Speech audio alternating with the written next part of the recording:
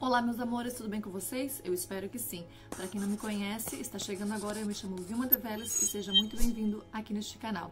Gente, eu sei que eu tenho postado poucas coisas aqui para vocês, mas é devido a esse problemão, a essa doença que está acontecendo aí no mundo inteiro. Eu vou falar doença porque se eu falar o nome, é capaz de o YouTube querer me cortar. Então, vai doença mesmo, tá, gente? Devido a essa doença, meu marido tá trabalhando de casa e o meu filho também tá em casa. Então, pra quem é mãe aí do outro lado que me assiste, que tem filho pequeno, que não tá indo na escola, sabe muito bem como é e que a gente tem que ficar brincando com eles. Então, por isso eu estou tendo menos tempo de estar aqui no YouTube. Mas eu tô mais frequente no Instagram, então se você não me segue no Instagram, é @VilmaDeveles, é super fácil de me achar aí no Facebook também, tá bom? Me segue por lá, porque lá eu estou mais frequentemente nos stories e fazendo lives. Como tem muita gente falando sobre essa doença, sobre desgraça, a gente liga a televisão sem desgraça, por isso que eu nem tô ligando mais internet, nas redes sociais, então eu decidi fazer algo diferente. Eu decidi trazer uma terapeuta familiar, que eu já tenho vídeos com ela aqui no meu canal, lá dentro do Inspiração, do playlist Inspiração. E eu fiz uma live com ela e nessa live ela explicou os 3 comportamentos na qual as pessoas reagem a uma crise. E o bom é por isso que eu tô botando aqui no YouTube, porque não serve só para o momento que a gente tá passando agora. Serve para qualquer momento da nossa vida, porque é a vida acontece e muitas pessoas passam por crises, passam por perdas, passam por desemprego, por várias situações difíceis. Então, gente, ó, eu encorajo vocês de assistir esse vídeo até o final, porque tem muita coisa até pra gente se autoconhecer, pra saber como você está reagindo ou como você tem reagido diante a uma crise ou diante a alguma dificuldade que você tem passado. Eu cortei muito a minha voz, tá, gente? Só pra deixar essa explicação pra vocês, uma coisa mais enxutinha mesmo. Mas é isso, gente, eu vou parar de falar, porque senão, né, eu não paro mais. Boa noite, o público da Boa noite. Primeiro, meu nome é Pastora Cida, eu sou terapeuta aqui em Boston, já moro aqui há bastante tempo. É um prazer muito grande estar com vocês. Esses dias de luta, de batalha que o mundo inteiro está vivendo, a gente precisa falar com quem entende do assunto para nos ajudar, para tirar um pouco do estresse. A gente está vivendo um tempo de muito caos, né? Isso. Não é algo que nós temos controle. Então, verdadeiramente, nós precisamos encontrar algumas orientações de como nós podemos agir na prática. Nós vamos trabalhar, eu vou trabalhar um pouquinho naquilo que a gente chama de construção de entendimento. Ok. Porque o que acontece com o nosso cérebro quando a gente depara com uma tragédia como essa? Porque não é algo que você tem como prever, não é algo que você tem como solucionar. Eu costumo dizer que é como se a nossa mente entrasse em caos. Quando ela entra em caos, a gente perde muito senso de norteamento. O que acontece? Nós estamos ouvindo da mídia o tempo todo. Não entra em pânico, não é motivo para pânico. Aí, ao mesmo tempo, a mídia nos informa, morreu não sei quantos está contagiado, fica dentro de casa, pede no supermercado, mas não entra em pânico. Compreende que a gente está tendo uma informação como se ela fosse paradoxa. Exatamente. Então, o que acreditar? O como viver? Deixa eu explicar para vocês por que eles dizem para você não entrar em pânico. Porque o pânico, ele tem o poder de tirar a sua lucidez. Esta é a razão das autoridades pedir para você não entrar em pânico. Porque quando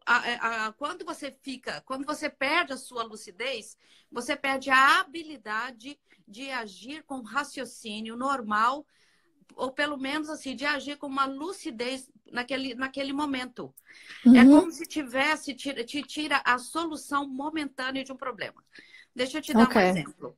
Suponhamos que você esteja num campo de futebol, ok? E de repente alguém ouve um barulho que parecia uma bomba. Pô. O que as pessoas fazem?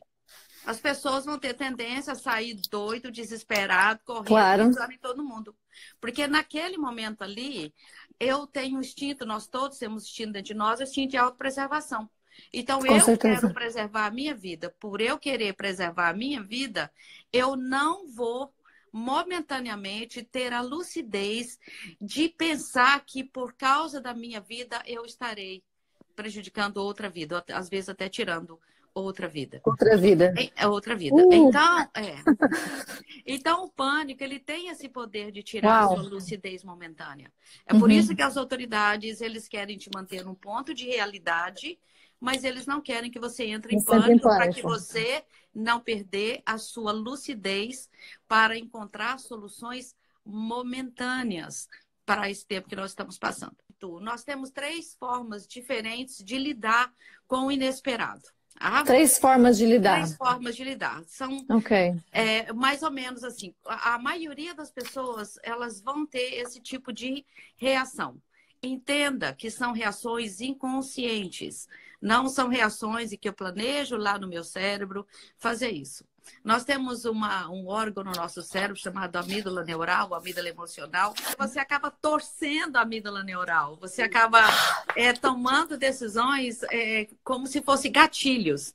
Então, quais são essas 3 formas, pessoa? Ou fight, que eu vou estar traduzindo para vocês, or flight, ou freeze, ok? Fight, flight or freeze. Yes. Então, eu costumo dizer que são os 3 Fs, que dá um comando automático para nós. O que é o fight? Eu até escrevi aqui para não perder e não perder muito tempo com a live. Claro. É brigar com a situação. O que é o fight? Por exemplo, o que é quando você recebe uma notícia que estamos debaixo de uma epidemia, ou debaixo de uma pandemia, ou debaixo desse caos, debaixo dessa catástrofe, a nossa tendência natural vai ser brigar. E aí nós vamos brigar com o governo, nós vamos brigar com os amigos, nós vamos brigar com a mídia, nós vamos brigar com as nações, nós vamos encontrar uma forma de ficar culpando todo mundo. É aquela... Por aquilo que está acontecendo. É o que está acontecendo. Você já percebeu que foi isso que aconteceu? Com certeza. É o governo dos Estados Unidos, é o governo do Brasil, não porque é um vírus feito no laboratório. Deixa eu falar uma coisa para vocês. Não importa que tenha sido fabricado no laboratório, ele saiu de um chiqueiro ou de uma caverna de morcegos. O que interessa é que o vírus está aí. Eu chamo esse comportamento de uma revolta improdutiva. Porque você vai gastar muita energia com discussões com algo que não vai encontrar um ponto de solução, um caminho. Isso. Então, não está na hora de a gente discutir quem veio do quê, quem veio da onde, a culpa de quem. É hora de nós prevenirmos. A segunda forma, né, que nós estamos que é o flight. O flight é a pessoa que nega a situação, ela foge da situação. É quando a pessoa ela entra em negação. Eu estou falando aqui e eu tenho certeza que tem pessoas que estão imaginando, que conhece, que viu, ou talvez tem outras pessoas. É isso que eu estou pensando. Eu vou negar a situação. Eu vou negar. Não, isso não é nada, isso é uma bobagem, daqui a pouco passa. Exatamente. Entendeu? Porque a pessoa que nega a situação, que a gente chama aqui no inglês de denial, quando ela nega a situação, ela não vê que ela precisa encontrar prevenções naturais para lidar com a situação, porque ela está em negação. A gente só cuida daquilo que a gente realmente assume que tem. Isso então, seriam essas pessoas que, de repente, desculpa interromper, essas seriam essas pessoas que não estão se portando com isso, que acham que isso não é sério, ou não? Ou isso... Não precisa colocar luva, não precisa lavar a mão, não precisa, olha, não sei então estão em negação. Por isso, não sei quantos morrem de AIDS, não sei quantos estão morrendo de violência, não sei, entendeu? Porque o negador, ele começa a encontrar uma forma de proteger a si mesmo em não encarando o problema. Porque se eu tiver de encarar o problema, eu vou ter que ter alguma responsabilidade na solução desse problema. Esse é o negador. Faz sentido, então, todo sentido. Que briga com a situação, não resolve a situação. Aquele que que foge da situação. E aquele que não busca nenhum tipo de prevenção. Ou seja, aquele que minimiza o problema. Ok. Ok? E o que não é legal também. Não é legal. Então, o outro que eu digo é o freeze. É a pessoa que tem um congelamento emocional. Ela vê que tudo está acontecendo, mas ela passa por um medo. É um medo que não é um medo, só um instinto de sobrevivência. Porque o medo, ele tem um lado bom, que é o instinto de preservação. Mas ele é paralisado pelo medo, porque o medo também é um sentimento paralisador. E ele fica tão frisado que ele não consegue encontrar uma saída, ele não consegue sequer buscar uma saída para o problema. Normalmente, quando você lida com a pessoa que frisa, que ela paralisa emocionalmente, é muito difícil sair deste lugar, porque é um lugar quase que inconsciente. Você vai precisar de uma pessoa para te ajudar a sair de lá. Uau. É aí que você precisa de ajuda. Você conversa com um amigo, bate papo com uma amiga, conversa com um esposo, ou conversa com uma terapeuta. Você precisa de conversar com outras pessoas para te tirar de lá. Porque o frisamento, ele vai fazer com que você não haja. Tem muitas pessoas que ficam paralisadas emocionalmente diante de uma calamidade, diante de uma perda, pessoas que não processam luto de mortes, de perdas, que congelam no casamento. E às vezes você pode ficar nesse estado de letargia emocional, de passividade mental por anos. Ela não quer conversar do assunto, ela não consegue agir de forma eficaz. Aí a solução é procurar alguém que possa ajudar no Você sentido... precisa de alguém para te tirar do lugar. Mas daí isso seria um profissional ou só conversar com outra pessoa sem ter um conhecimento? Um bom profissional é aquela que ela vai te direcionar um pouco mais rápido. Mas às vezes busca ajuda num amigo, numa amiga, pergunta, entendeu? Se indaga. E de repente essas pessoas terão o poder de tirar você de lá, tá? Ok. Por que é importante construir o entendimento? Porque para quem está passando agora nessa situação que nós estamos passando, nessa catástrofe que nós estamos vivendo, é uma catástrofe mundial, né? É uma doença extremamente democrática. Pobre, rico, não importa a posição. Não importa a posição, exatamente, é isso mesmo. Então, ou você escolhe, você briga com a situação, você foge da situação, ou você congela na situação. E o que fazer, tipo assim, nesse terceiro aqui no Freeze, a gente pode pedir uma ajuda. E nos outros dois? Na realidade, todos três, se você puder ter amigos para te tirar da situação, porque o que vive no denial, que é o flight, se você, por exemplo, parar e pensar, eu costumo colocar um quadrinho assim, onde que é uma realidade? Nós precisamos colocar no meio uma realidade, é uma realidade de fato. Como que nós enxergamos uma realidade? Baseada em fatos. Contra fatos, não contra fatos, não argumentos. Não há argumento, não é o que todo mundo diz. Isso. Então, é uma realidade. Está matando? Sim. Está adoecendo? Sim. Sim. Entende? Isso é um fato. Só que nós temos, aí já encontramos assim um tipo de realidade diferente. Nós temos pessoas, por exemplo, que são muito positivas. O que é ótimo, porque existe aquele positivo que ele vai ser extremamente otimista. Okay. Então, o otimista, ele é muito interessante porque ele vai entrar mais na negação. Olha só. O otimista demais, porque ele é otimista demais, ele não consegue ver a realidade do fato.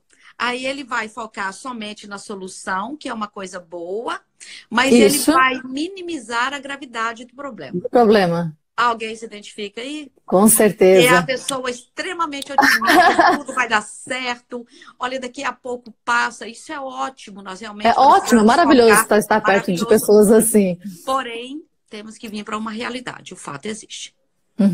Agora, nós temos outro tipo de pessoa, que são as pessoas que são mais pessimistas, são os introvertidos. Que é aquela pessoa que ela consegue ser pessimista, então ela vai ser negativa.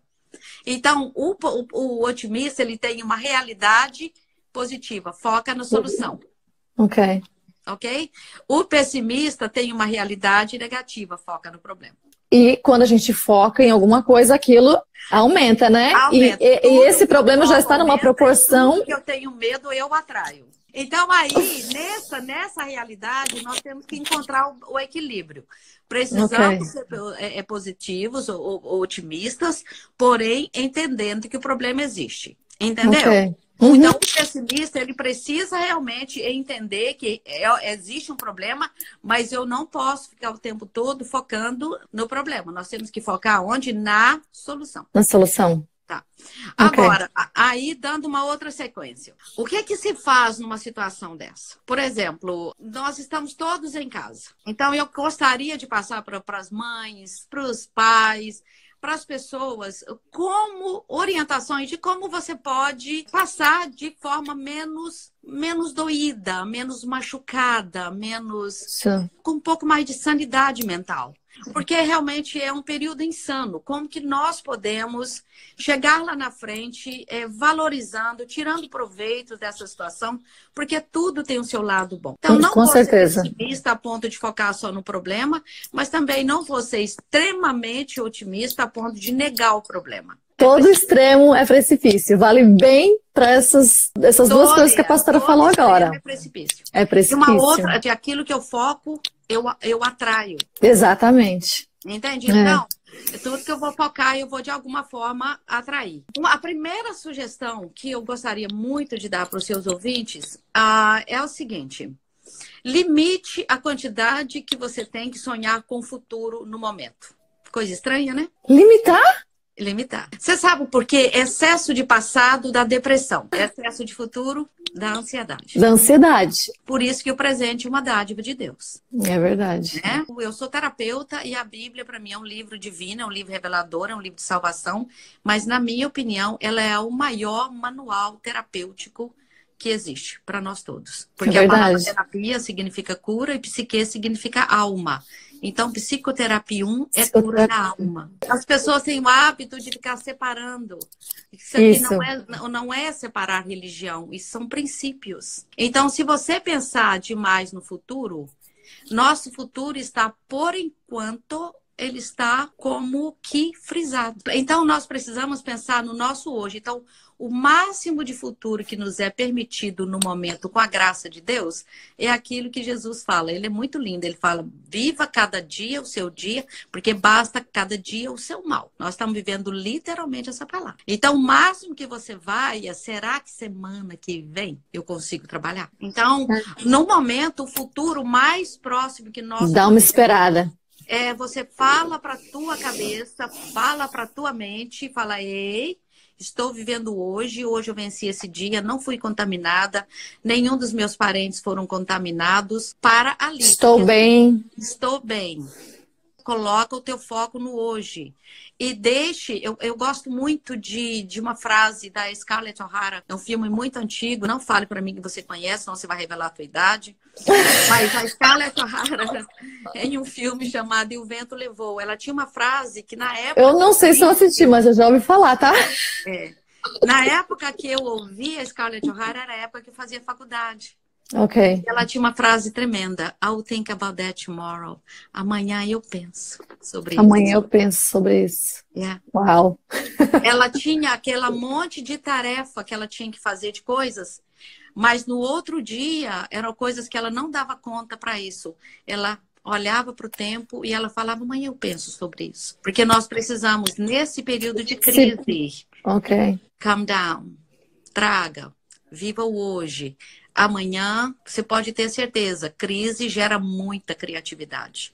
A minha segunda orientação: limite a quantidade de informação, o overload de informações que nós estamos tendo. Isso. Se limite aos governos, às autoridades governamentais, que eles estão falando sério.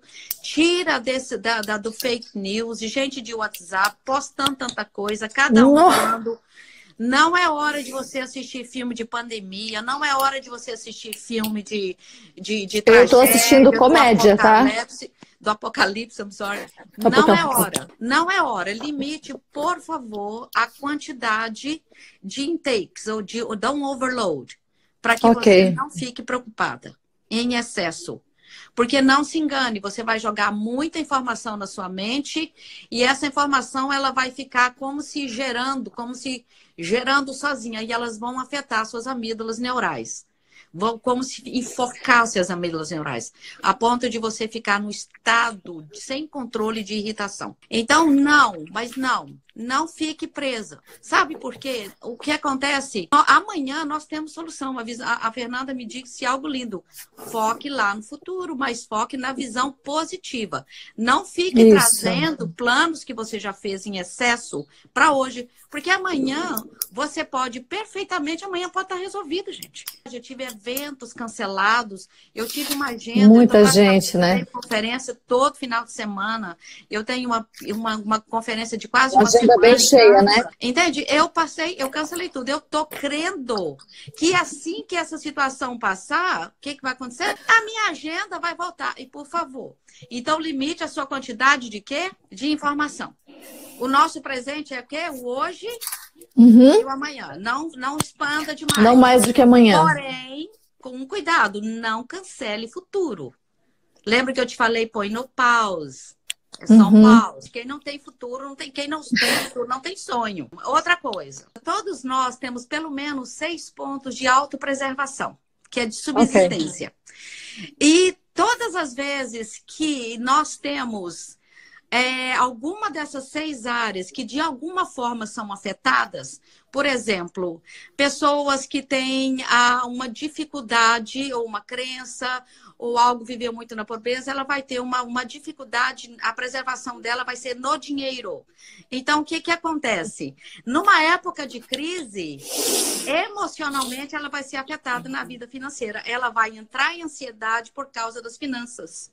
Então, por exemplo, pessoas que passaram dificuldade com alimentação um pouco mais profundo, porque tem abusos que estão incluídos no nosso tema agora, mas pessoas que tiveram dificuldade ou passaram dificuldade, ou então aprender a consolar a si mesmo com o alimento.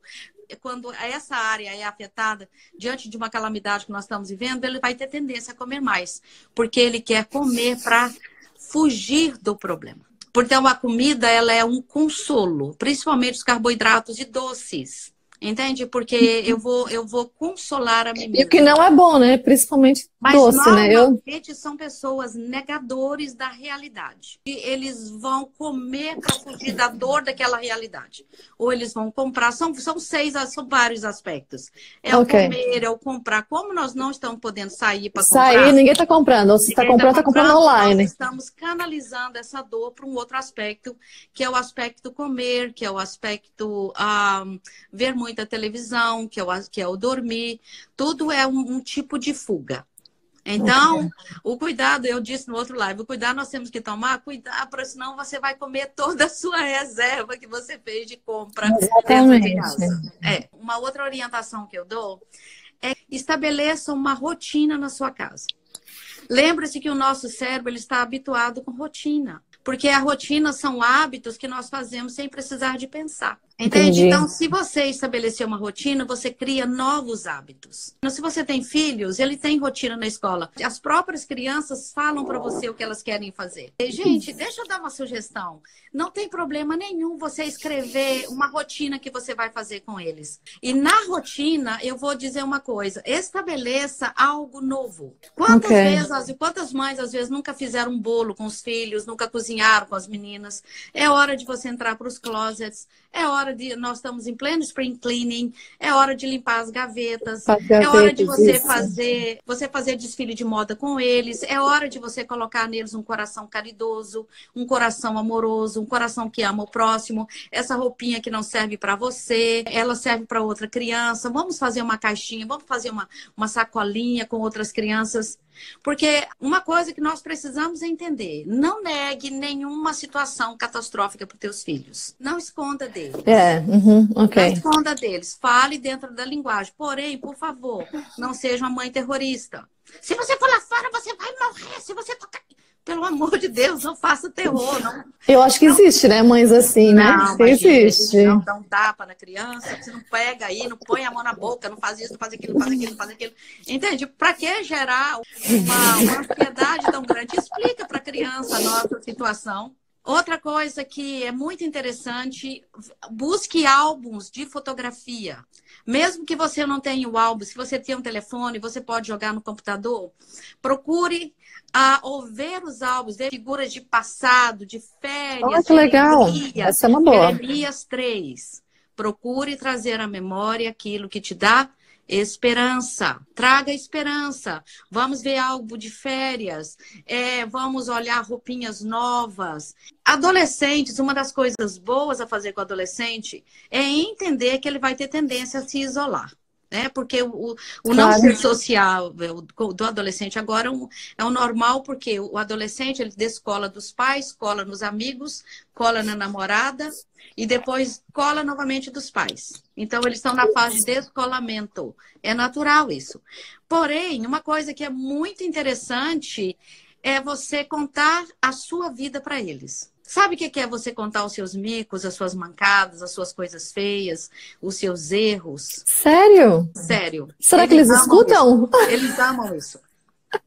Sério? Uma coisa que a minha filha amava muito é quando eu falava para ela de coisas dela quando ela era pequena que era engraçado. Uau! Ontem eu não falei isso no live, mas uma coisa que eu falava muito para minha menina, eu contava para ela de como ela afastava, ela ia afastando, afastando, até encontrar um lugarzinho de sentar. Minha menina nunca sentou no vácuo para machucar ou nada.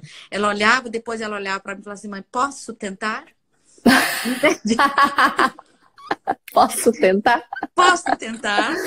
Entende? Porque se você passar esse tempo com eles, pode ter certeza. Agora, eu quero dar uma sugestão para os pais.